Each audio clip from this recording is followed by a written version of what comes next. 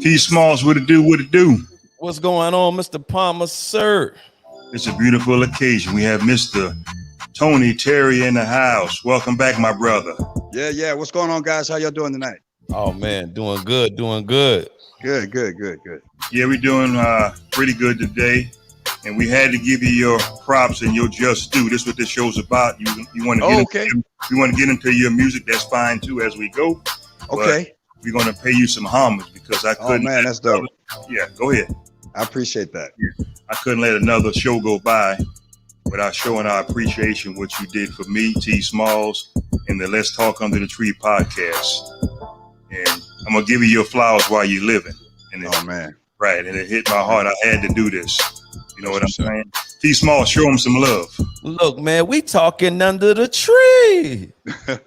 T Smalls, sing it short and quick. Man, it's a beautiful day in the neighborhood. Since we together, we might as well stay. We talking under the tree, baby. I like that. I do too. Two times for your mind, one time for your soul. We'll be back in 20 seconds.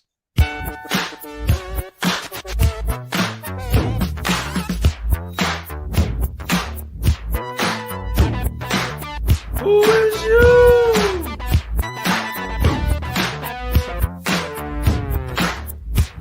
This is a story of famous dog.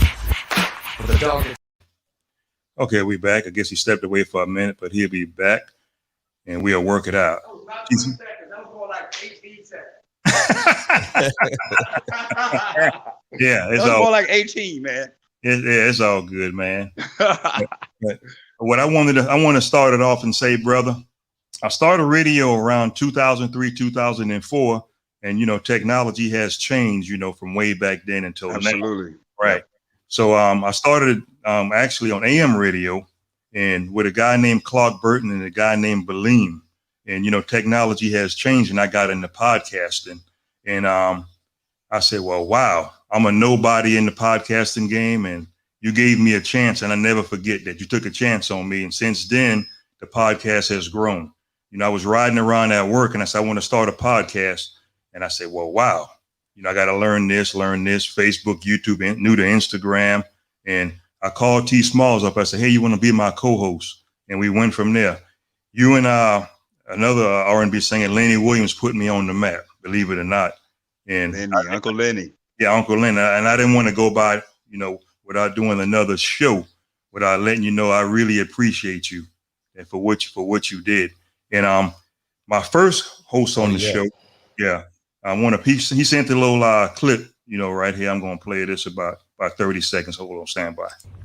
Hey, ladies and gentlemen, my name is Clark Burton in Murfreesboro, Tennessee. And I'm here taking care of my mom, who's 92.8. That's like a radio dial right down, right? But hey, I got a call from Leander Palmer.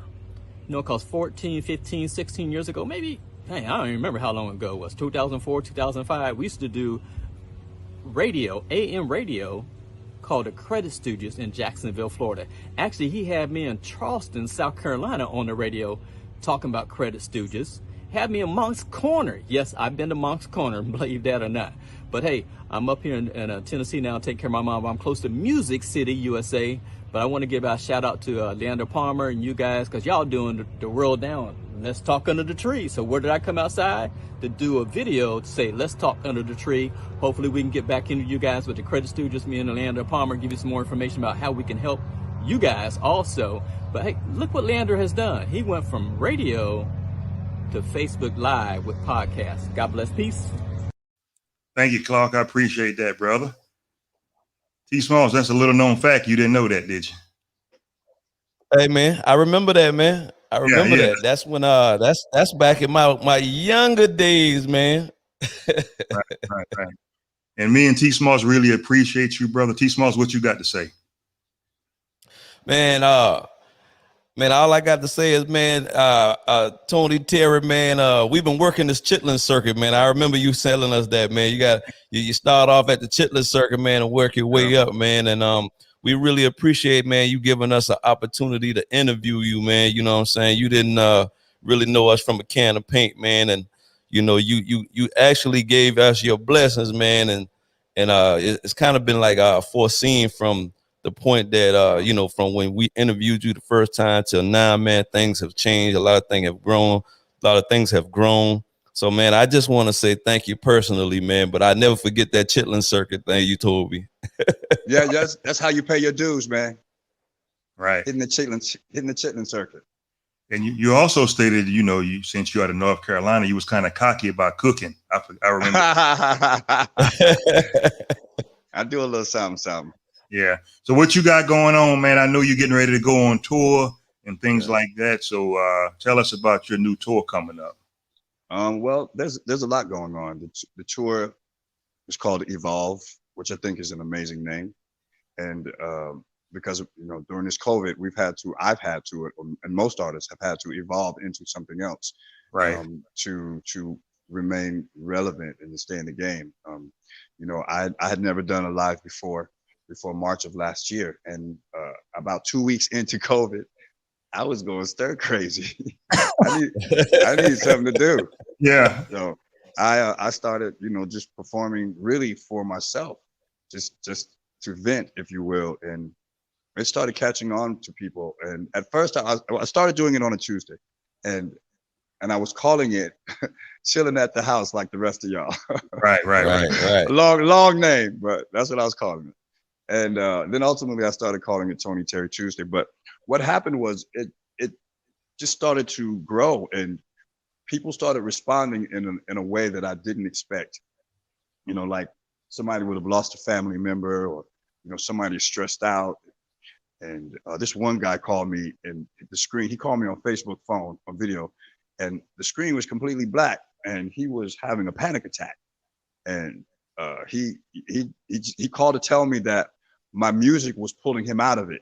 Wow. And I realized that it was so much bigger than me that, you know, I had to keep doing it, and it really wasn't even about me. It was about being of service.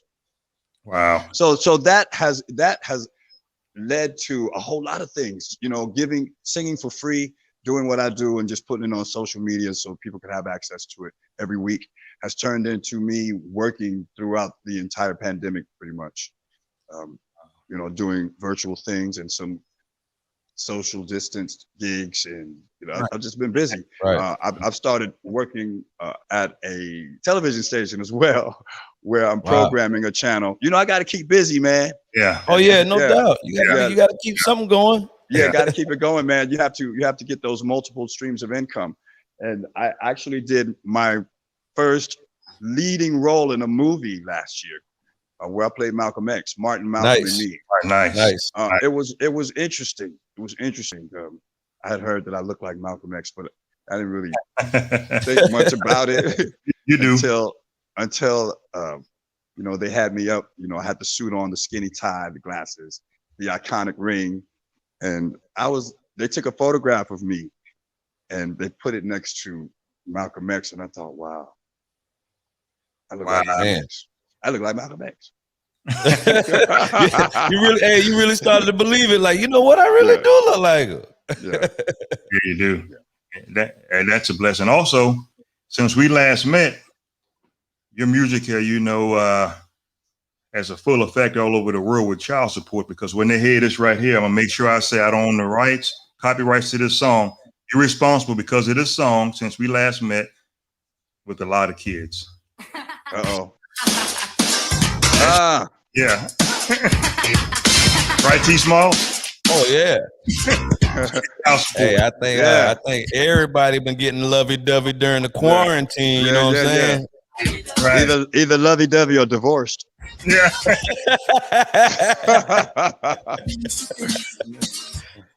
I watch you on Tony Terry Tuesdays all the time, man. Oh, that's what's up, man. Thank you. Thank Yeah, you for tuning in. And I, It's a lot of fun. It's a lot of fun. It is. Oh And yeah. I actually, Unless it's not fun. Like this past Tuesday, my entire crew is sick. My assistant has pneumonia. My producer has COVID. My sound man, his wife is having a baby. My percussionist guy lost a family member that day. I mean, it was just like, so that meant I had to do lights, sound, everything. And you know, it's not really my forte. So before I went on live, I had everything impeccable. The sound was great. This is a Neumann U87, so it's an amazing microphone. Oh yeah. Oh yeah. And, you know, and I have it running through an Avalon, you know, preamp, which makes it sound even more amazing. And right before I went live, everything was great. But as soon as I hit the live button, the sound went spastic.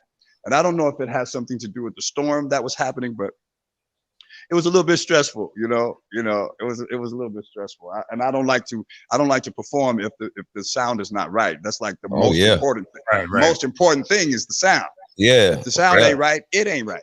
Right. Right. I seen you on the Tony Terry Tuesday, and you're real serious about the sound. I thought you was gonna kick the table over because you reminded me of Big Red Records on the 5 Heartbeat. You mean you watched this past Tuesday? I didn't watch this past Tuesday. Okay. I watched a bunch of them. Okay. Oh yeah. I mean that thing. Yeah. Hey man, I love it, man. I love it. I like the one where you did your ritual, man. I ain't gonna call the name of the company you did the ritual for, but man, you felt like it was like a weight lifted off your shoulders, man. And I enjoyed that show, man. I really did. It was, you know, it was like a load off my shoulders. And even though it was symbolic, and to be honest with you, that wasn't even the actual contract. It was just a piece of paper. Oh. No, the ritual. But you know, it symbolically ended a situation that I thought was going to be a wonderful, wonderful situation, because the music I was recording for this label was like, it could potentially have been one of those career defining projects. Right. And it was a little, you know, weird stuff about it, because the songs were actually written about me. Wow. Okay. The songs were written about me for this project. And I heard the songs, and of course I rejected the intent of the song. Right. But I thought the songs were smash after smash after smash. I mean, every single one of them was dope. It still is. And I wanted to record them and put them out. But the energy behind the songs was not good. It wasn't healthy. It stressed me out. It actually caused me some anxiety. And I didn't really think that I'm 57, and I've never had to take a pill, maybe an aspirin or something. Right. I haven't been in the hospital since I was 7 years old. That's 50 years ago. Wow. Right. And so, you know, this year I had to deal with some things that were stress related.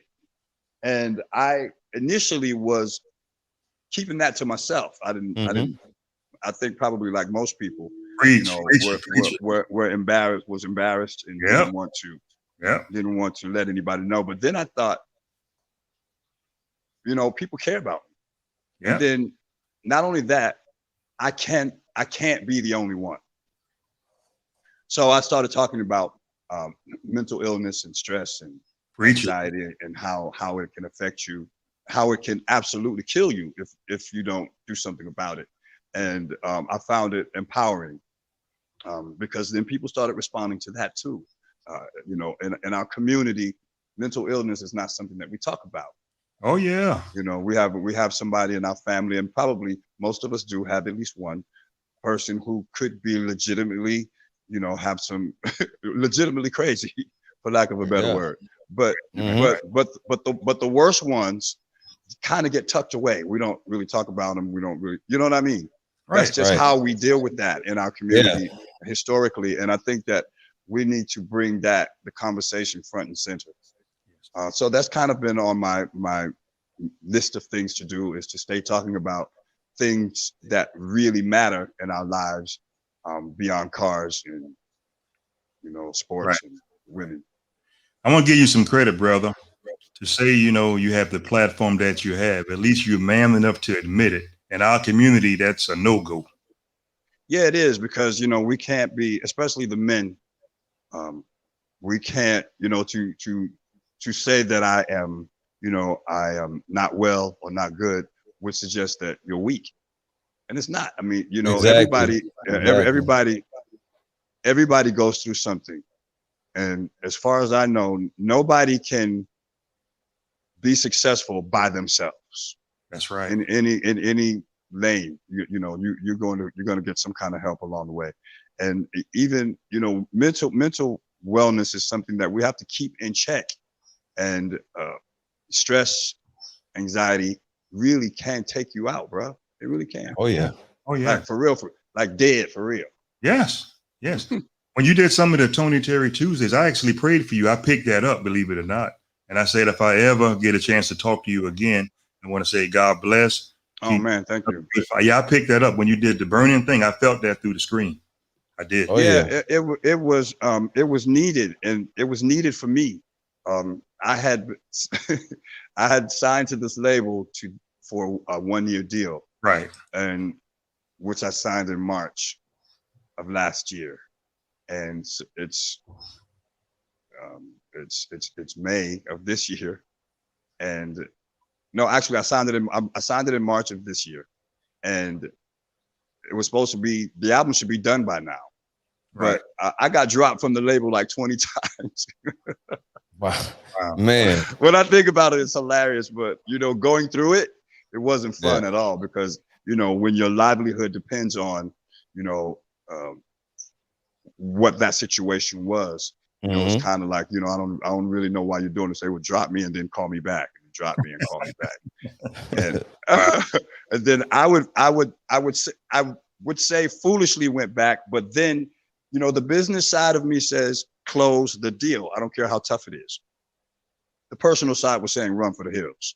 Right. You know, but you have family to take care of. I have a couple of houses that I have to take care of, and insurance and car notes. And, Right. you know, you want to have those things and keep those things. And sometimes you have to, I wouldn't say make a deal with the devil, but it seemed like that.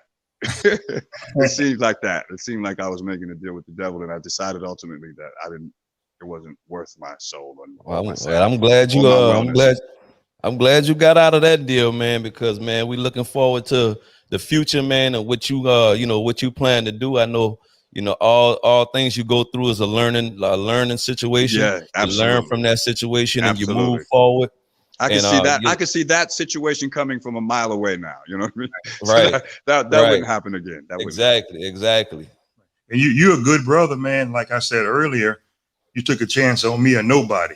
You know, you didn't know me from a can of paint. And me and T Smalls, we got to pay homage to you, because you just don't know, because now we all over the country, overseas. No, that's awesome, bro. We have interviewed several people, but you know, I'm a firm believer you got to get the resume. You know how you started singing, maybe I'm sure in the church you had the resume to where you at now. So, you know, I had to get. I mean, somebody helped me out. You know, somebody who didn't know me. Right. I remember when I auditioned for the Duke Ellington School of the Arts in Washington, which is where I got my proper training. Right. And I didn't even know how to audition. I had never auditioned for anything before. So I didn't know that I was supposed to bring sheet music and that kind of thing. And one of the auditioners didn't want me to come in. Wow. But one of the other ones was like, no, he's got to come in, this boy. And I heard the conversation. This boy can sing.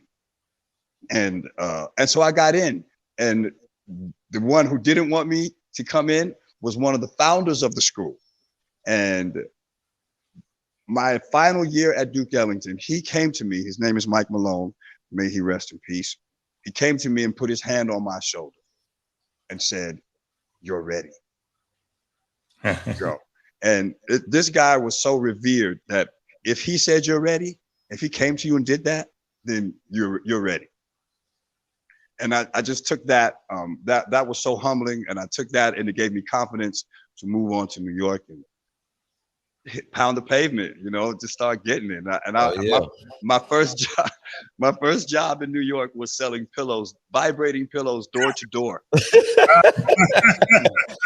Hey man, hey, you got to start somewhere. Can you imagine in New York City, knocking on strangers' doors, selling vibrating pillows? Yeah, that's some work right there.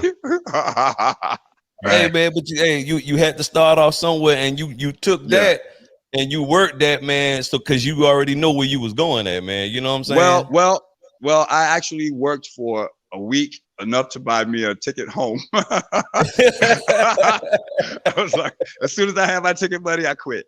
I just thought, no, this ain't it. But I did not leave. I stayed. And when I thought that I might be leaving, one of my boys in New York was like, nah, man, you ain't going nowhere. We about to go to the club. So we went to the club. And that was the night that pretty much changed my life. That night, I went to a place called Danceteria, right, which was a popular club in New York. And there was a band playing there, and they were great. And I was cocky, I was young, but I told them the only thing y'all missing is me. Yeah. Wow. Oh man. So the dude was like, his name is Spaceman, William Spaceman. I forget his last name. So he was like, here's your moment, here's your time. So I started singing for him, and the room was packed. It was shoulder to shoulder packed downstairs where we were.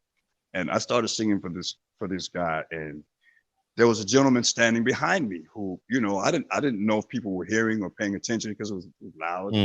As I said, it was crowded. And he turned around and he says, who are you? And where did you come from? Right. And I probably gave him, no, I didn't probably, I definitely gave him a sarcastic response. And he gave me his card. And said, call me. And that was pretty much it.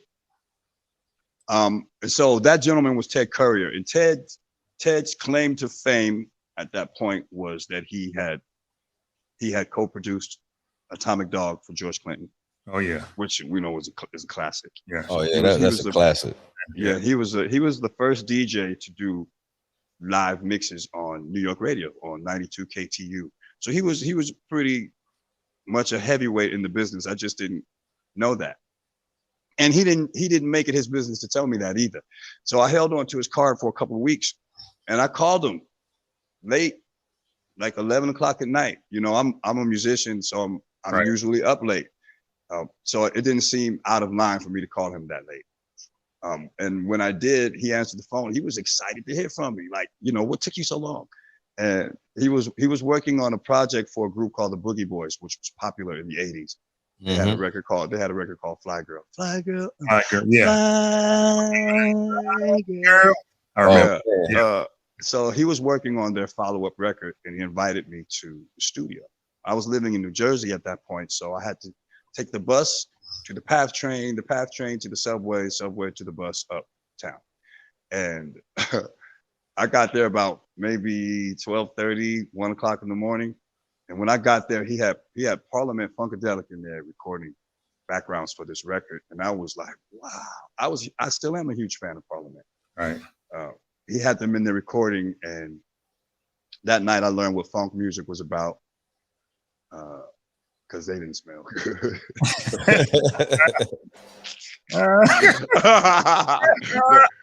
They wouldn't bathe for days. That's really the origin of funk music.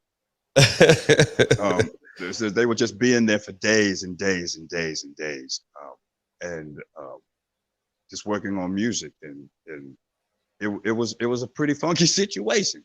Yeah. So I met one of my boys at the studio, and he had this hype New York, energy, very hyped. He was like, "Yo, Ted, you put my boy Tony in the booth, you'll fire all them jokers." Yeah. And I'm like, "Yo, man, we're guests, man. You can't be doing that." And Ted says, "Oh, really? Okay." He calls the guys out of the booth. Gary Scheider, who played guitar for Funkadelic, the guy that wore the diapers. You remember him? Yeah, I remember him. Yeah. He was a genius. He was arranging and cutting parts, and he called him out of the booth and asked me to go in. And I wasn't nervous. it was like, okay, you know, they started giving me parts to do, and I was nailing them. Pop, one take, one take. Man. And he did fire Parliament. He Man. hired me for that project, and it was the Boogie Boys' second album, Survival of the Freshest. And it was my first recording, and it was one of the first albums, if not the first, rap record that incorporated R&B hook. You know, had singing hooks. And, Oh yeah. Oh yeah. Yeah. That's a you know, so it started. That's when it started. While I was working on that record, his partner, which was also his wife, asked me to come into this room where she was having a meeting and sing for these people. And okay, I went in and sang. I think I sang "Ribbon in the Sky," and I didn't know that they were the management at Capitol Records. So when I left that room, I had a 7-album deal, like just like that. Man. wow. And it was like it was weird. You never know who listening, man. You never know who's listening. It was listening. like some Twilight Zone stuff. Right. You know? I just walked into the room and sang for these people, and they were the bosses, like the guys who said yes. Right. And that was it. And they wanted me to record Nat King Cole's catalog at Capitol Records. At that age, at 19, I was like, How could you follow that act Nat up, King huh? Cole. Nat King Yeah. Cole. But you know, in retrospect, you know, Nat King Cole actually did build Capitol Records. And if I had somebody kind of mentoring me or somebody advising me, I probably would have done it. But I couldn't see it then. And they were really interested in me doing that. And the guy that signed me to the label, the guy that was responsible for me at the label, got fired. Wow. And the guy who replaced him wasn't really interested in me because he didn't sign me. He was interested in making his mark with an artist that he signed. You know, the music business is very much ego driven. Okay.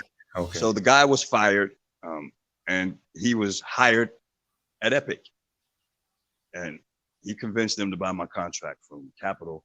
So millions of dollars changed hands before I ever even sang a note, and I which was like baffling to me. But I was at Epic with Michael Jackson, Luther Vandross, Tina Marie, Mariah Carey was on the Columbia side. Mhm. It was, you know, it's like, and then this new kid, like, right. what they couldn't figure out what to do. They didn't know what to do. Right. And my first record kind of jumped off and caught them by surprise. And then so did the next one, which they didn't do a video for the second one. And by the time With You came out, they were on the fence. They didn't think With You was a hit and didn't want to support it. And I just wasn't really hearing it. I just was like, nope, I'm gonna do With You. The president of the company called me like, hey, Tone, so, you know, this is a really corny record, man, and only Stevie Wonder could do a song like this. I mean, we want you to reconsider. I was like, well, no, this is the song I want. So they actually, you know, back in the day, radio was serviced with vinyl, right?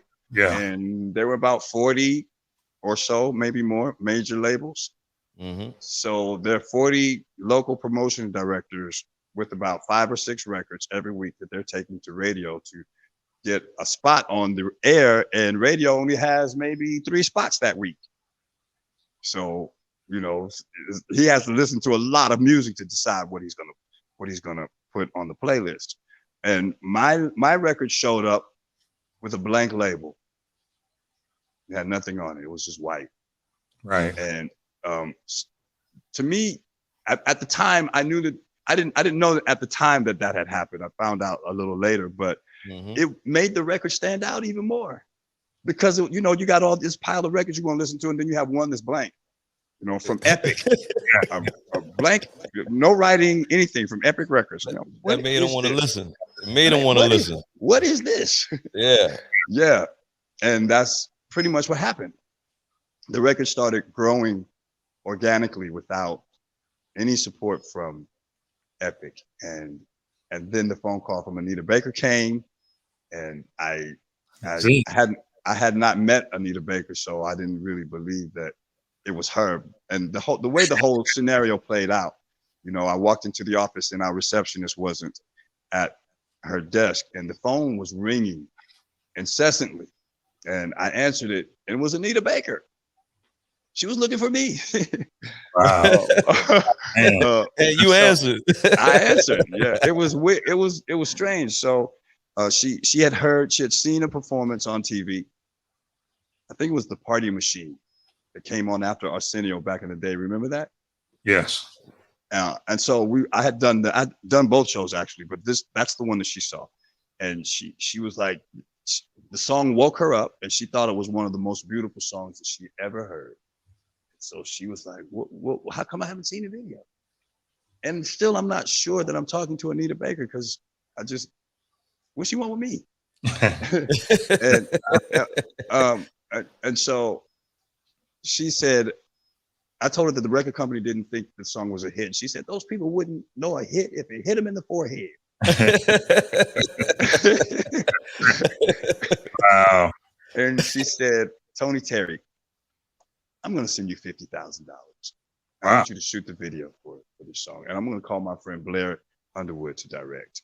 It was Blair's directorial debut. Okay. And she gave me her publicist, and, you know, just all this stuff. And I was like, well, I mean, I appreciate it, but I didn't really know what I was supposed to, like, is there something you want in return? Like, what do you want? Like, how do I pay you back? And she said, this is not about paying me back. This has to be done. And she sent the money. Good. And we went out and shot the video. So if you've ever seen it, it's because Anita Baker came in and executive produced it. But then when I really learned the game was at this point, because the record company was like, yeah, we knew all along we had a brilliant artist and a great record. Right. You know, I was like, they're gonna say that after the fact, man. And I couldn't say anything against what they were saying, because they're my record company. Yeah. And you want them to be engaged. You want them to be, you know, supportive. So if they took the credit, they took the credit. Right. But they really did. They really tried their best not to put that particular song out, and it ended up being my biggest song. Oh yeah, definitely. I mean, it took all that. It took all that for them to see that this song was with you. I mean, you stood your ground. And once it came back around, then they was like, oh yeah, oh man, that's what it is, man. But that song right there, it's a classic, man. Yeah. Classic. And a lot of times it's not how you start, it's how you finish, brother. Yeah, no doubt. No doubt. Right. One thing I learned from you from the Tony Terry Tuesdays, you know, I was a relatively new podcaster back then when I interviewed you the first time, that the grind that you have to do, oh my God, it's like 7 days a week pretty much. Yeah, you can't won't stop, can't stop. I mean, you know, if you stop, then it's not gonna happen. Right. You have to do it. You got to keep doing it. Speaking of publicists, I'm talking to this publicist, this voicemail, this text message. I got to show them this, show them that. That goes with it, you know. Right. Yeah. And we appreciate you, brother, you know, for what you did for me and T Smalls and the podcast. Because if it wasn't for you, has it been a half hour already? You know, you can. Man. Whoa. If it wasn't for you that took a chance on me, I'm just a country boy from Mount Scorner, South Carolina, raised on a dirt road. And I want to tell the little kids out there or whoever watching, it can be done, no matter what. I'm just a regular dude. And you took that chance on me. You didn't know me from a can of paint. But from there, it grew, you know, and it came back full circle back to you. I'm glad to know it, man. Right. I say to God be the glory. Yes. I don't take it for this. That's why I had to do this. This podcast here is more like a more personal podcast for me, you know, compared to a lot of people that I've already interviewed. And I had to come back and pay homage to you no matter what. I love it. Right. Go ahead, T Smalls. Yeah, man. You know, I'm just piggybacking off what, you know, Mr. Palmer said, man. Thank you, sir. I really appreciate, you know, actually just getting to meet you, man, getting to know you a little bit, man. And like I say, man, Triple T. Yeah. Tony Terry Tuesday, man. That's y'all right. gotta make Facebook sure had kicked me off for a minute. They kicked me off for a minute. Facebook had kicked me off. Yeah, I remember that. Yeah. I had to dispute it, and I didn't even know that I was back in. And I just happened to be playing with my Facebook page, and I went to my fan page, and I was able to go live. So it was it was a journey. I remember that. Yeah, man. Because I lost maybe 3/4 of my audience when I had to go from there without any notice and and start another page. I was kind of like starting over. Oh man. Okay, man. You made it look good. But I'm back. Made it look good. I'm back on my page, and and I'm loving it. And the fans came right back. That's right. T Small, say a little prayer for the brother. Yes, indeed. Thank you, God, for allowing us to interview Mr. Tony Terry, man. Keep him. Please protect him in his journeys moving forward, his endeavors. It's a pleasure to always interview him. In your name, we pray. Amen. Amen. If you ever need us to help you with anything, no matter what you want to do, promote, it doesn't matter, because you paved the way for me and T Smalls to make it go round and round and full circle back to you again. It don't matter. You don't owe me nothing. You don't owe me nothing. That's what I wanted to say. That's what's up, man. That's real, man. I just want to add this, man. I can't wait to meet you in person, man. I can't wait to see you in person, man. I know we got the pandemic going on. Everybody doing their thing. We moving how we got to move right now. Yeah. But I can't wait to meet you. Mr. Palmer, I'm pretty sure he feel the same way. So when that day come, man, it's going to be a celebration, man. So what city are you guys in right now? Jacksonville, Florida. You're in Jacksonville. All right. Okay. Duval. That's what's up. That's what's up. Okay. Stay on for 1 minute when we get off. I think we talked about what we're going to do. And we love everybody. Peace out. Tony Terry in the house. Mr. Palmer T Smalls. 1 time for your mind, 2 times for your soul. And we out of here.